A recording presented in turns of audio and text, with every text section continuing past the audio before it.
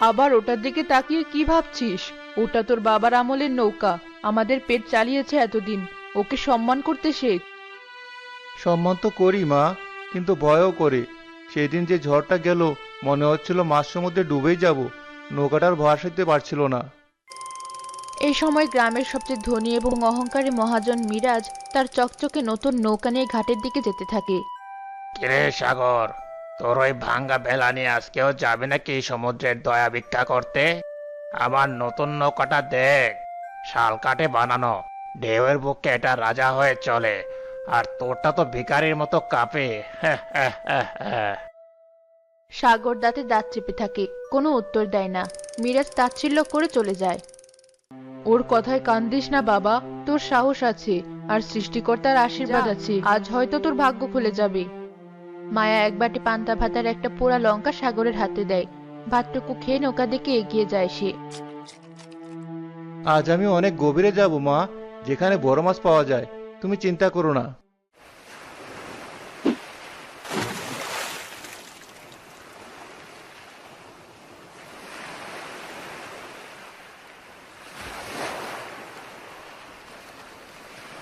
এ কি, তিমি মাছ নাকি?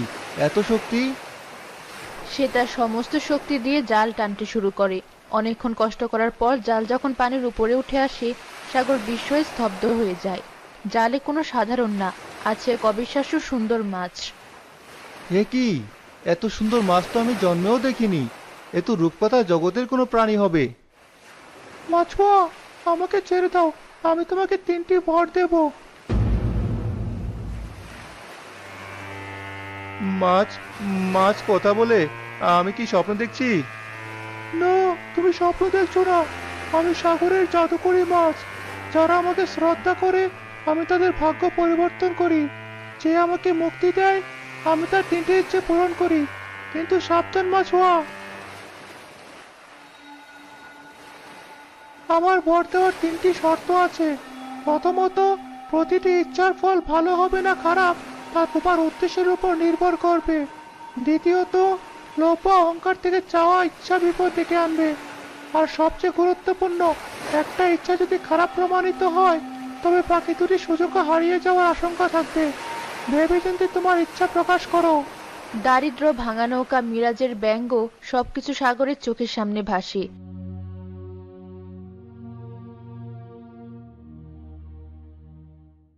সে তার মায়ের কথা, মাছের সতর্কবাণী সব তার চোখের সামনে কেবল ভাসতে থাকে। মিরাজের চকচকে নৌকা আর নিজের ভাঙা নৌকাটার ছবি। আমার আর কিছু চাই না, শুধু আমার এই ভাঙা নৌকাটা একটা সোনার নৌকা বানিয়ে দাও।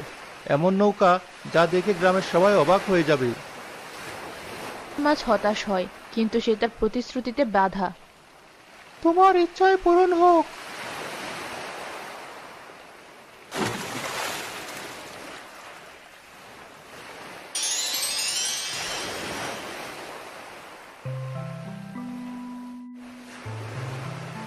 সোনা, এ তো পুরোটা সোনা দিয়ে তৈরি। আমার নৌকা এখন সোনার। হা, হা, হা, হা। এবার মিরাজের মুখটা দেখার মতো হবে। মাছটি একবার সাগরের দিকে তাকিয়ে নিঃশব্দ গভীর জলে মিলিয়ে যায়। সাগর আনন্দে আত্মহারা হয়ে দ্রুত সোনার নৌকা বেয়ে গ্রামের দিকে ফিরতে শুরু করে।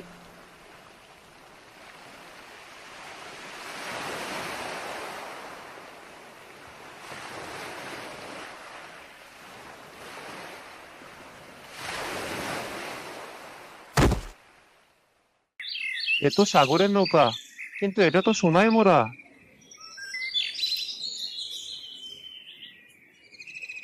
এ কি আসল সোনা? একটু ছুঁয়ে দেখি।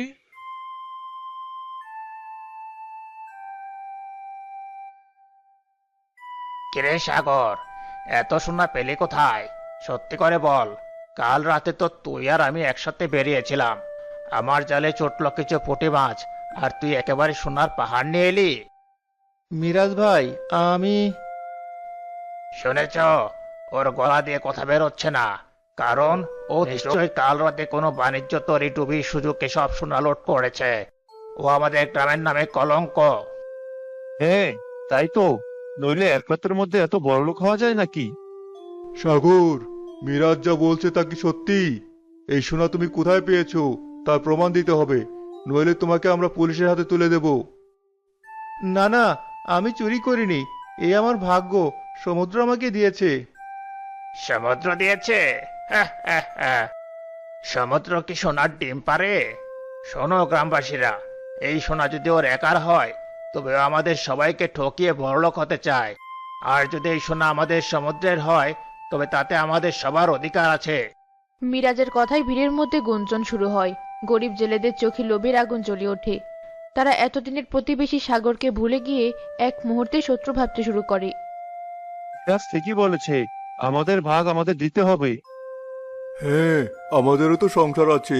আমাদের ছেলেমেয়েরা না খেয়ে থাকে, আর ও একা সোনা নৌকায় ঘুরবে?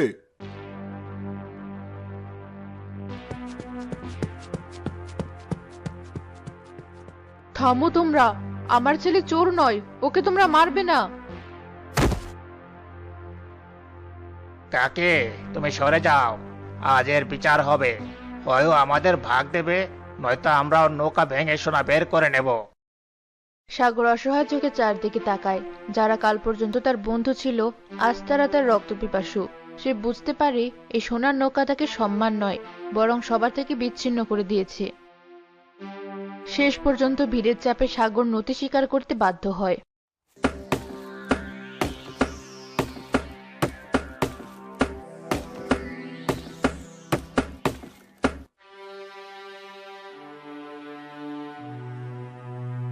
সাগর তার কথা পারে না। সে ধীর পায়ে সমুদ্রের জলের দিকে এগিয়ে যায়। তুমি আমাকে সব দিয়ে সব কেড়ে নিলে, আমার সম্মান, আমার গ্রামের মানুষের বিশ্বাস। আমার আর কিছু চাই না, শুধু শুধু আমার বাবাকে চাই। জাদুকরি মাছ, কোথায় তুমি? আমার আরো ইচ্ছা বাকি আছে। আমি আমার ভুল বুঝতে পেরেছি। আমার সোনা চাই না, সম্পদ চাই না।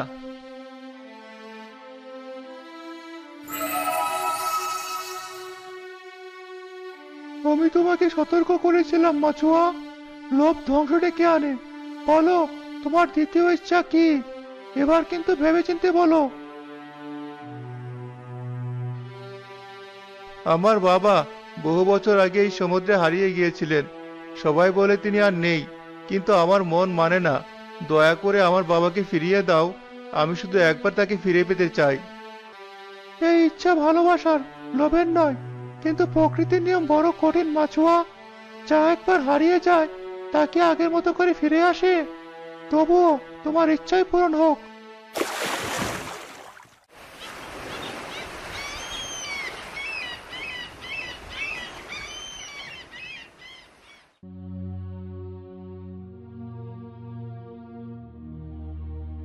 পরদিন সকালে এক জেলে একটি ভেলা ভেসে আসতে দেখে চিৎকার করে সবাইকে ডাকে। সাগরও দৌড়ে ঘাটে আসে। সে এক পলকেই চিনে ফেলে ভেলায় কে আছে। বাবা, বাবা ফিরে এসেছো?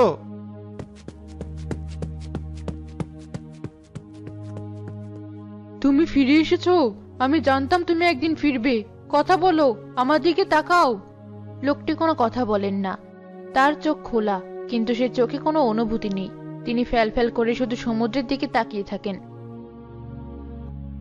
বাবা, আমি সাগর, তোমার ছেলে। আমাকে চিনতে পারছো? লোকটি একবারও সাগরের দিকে তাকান না।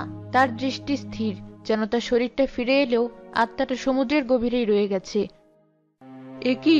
ওর কি হয়েছে? ও কথা বলছে না কেন? ওর চোখে তো কোনো প্রাণ নেই। মায়া সাগরের বাবার মুখ ধরে নিজের দিকে ঘোরানোর চেষ্টা করে, কিন্তু সে আবার যান্ত্রিকভাবে সমুদ্রের দিকে তাকিয়ে থাকে।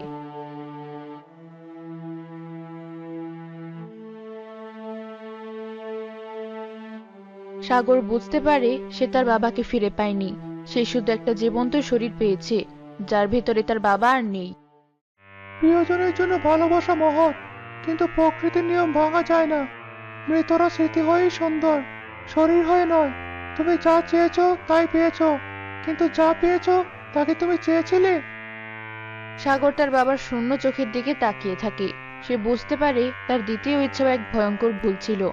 এই ইচ্ছা তাকে সুখ দেয়নি, বরং তার মায়ের বুকে এক নতুন জীবন্ত কষ্ট তৈরি করেছে।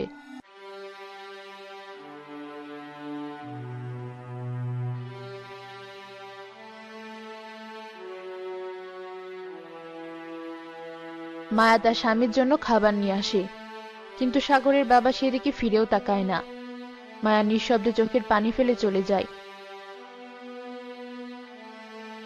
সাগর তার মায়ের কষ্ট আর বাবার শূন্যতা দেখে তার শেষ ইচ্ছেটা স্থির করে ফেলে। আমি তোমাকে ফিরিয়ে এনে ভুল করেছি বাবা। তোমাকে আর মাকে দুজনকেই কষ্ট দিয়েছি, কিন্তু আমার শেষ সুযোগটা আমি নষ্ট করব না। আমি এমন কিছু চাইবো যার কারো চোখে জল আনবে না।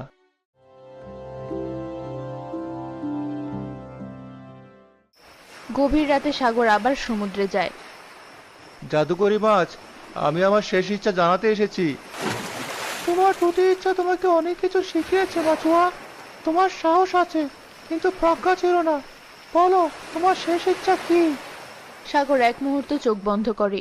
সে তার গ্রামের কথা ভাবে, শিশুদের অশিক্ষিত ভবিষ্যৎ, জেলেদের জীবনের ঝুঁকি, মিরাজের মতো মানুষদের লোভ, সবকিছু তার চোখের সামনে ভাসে। আমার শেষবারে আমার নিজের জন্য কিছু চাই না।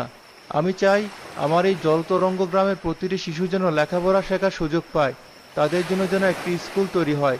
আর আমি চাই এই সমুদ্র যেন তার সন্তানদের প্রতি সদয় থাকে, সে যেন আর কোনো জেলের প্রাণ কেড়ে না নেয়, আর বুক যেন সবসময় মাছে ভরা থাকে, যাতে গ্রামে কেউ কোনোদিন অভুক্ত না থাকে।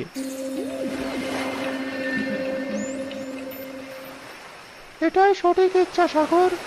জ্ঞান এবং নিরাপত্তা, এটাই হলো প্রকৃত সম্পদ। তুমি নিজের কথা না ভেবে সবার কথা ভেবেছো, তোমার ইচ্ছাই পূরণ হবে।